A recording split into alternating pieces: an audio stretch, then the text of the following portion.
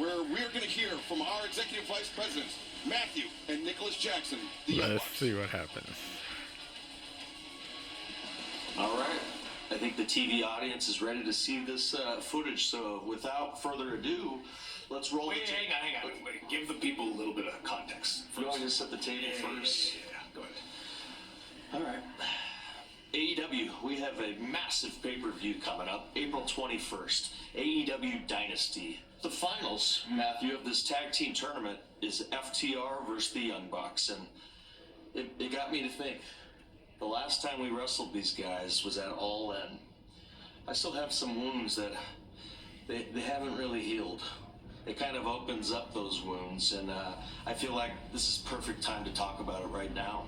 It was the biggest show in company history, the biggest wrestling show that we've ever been a part of, the biggest match that we're about to be a part of with FTR versus the Young Bucks.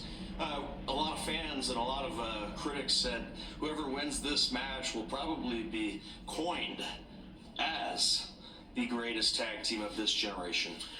Right before that match, Nicholas, there was a incident backstage involving two individuals.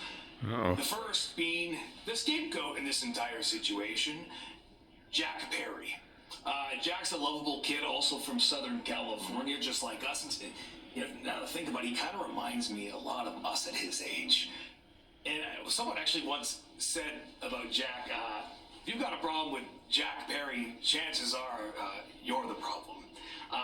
And the other individual... You know what? The other individual tried to make this entire show about himself.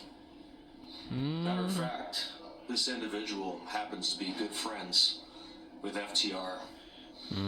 Which got me thinking, maybe FTR were the masterminds behind this entire thing. You can't say that. You can't say that, right? Like that, you don't know that to be a fact, so you can't just spread rumors and bash someone on a public forum like this. You're right. It's very, very, very unprofessional. Now, while we were dealing with the fallout from this incident, I think it's safe to assume and say that we were thrown off of our game. We had to put our EVP caps on, and we had to neglect being professional wrestlers. The locker room was in disarray. There were respectable wrestling journalists who needed answers. We had no time to hydrate. We had no time to even pray, damn it. So I think if you look in the history books, yeah, you're going to see something. You're going to see the FTR guys, they beat the Young Bucks at All In London. But if you had to ask me or anybody else in this room, I think we can all agree that there should be a giant asterisk next to that FTR victory. But after opening up all these wounds, we're talking about everything. The incident itself, it's not even the worst part. You'll see in a second. We'll show you the footage. It's short, and it resembles more of a high school scrap. But I would argue this.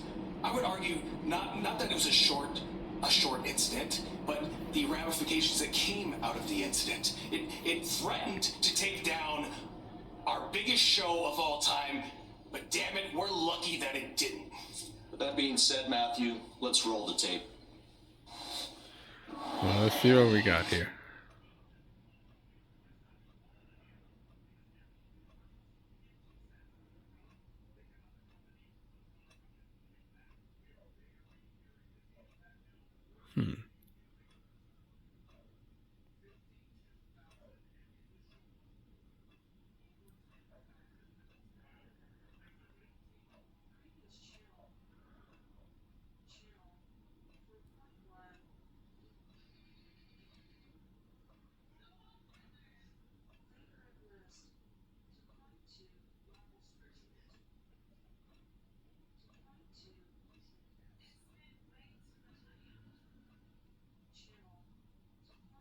Ooh, oh.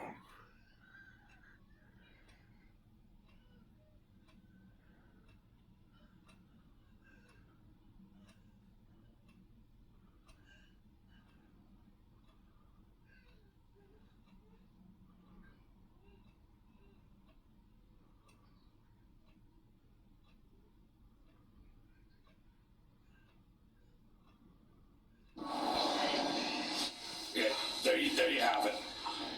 That wasn't the worst part about this entire incident. Not even close. For me, the worst part about this whole thing is creating a wrestling show, naming a wrestling show, filling the building with the most people that have ever witnessed a wrestling show, only to be so distracted by something so stupid that you lose on your big night. And then at the end, FTR, you have the balls to stick your hands out and ask us to shake your damn hands. At Dynasty, we're not shaking hands with you, you pricks. Be ready.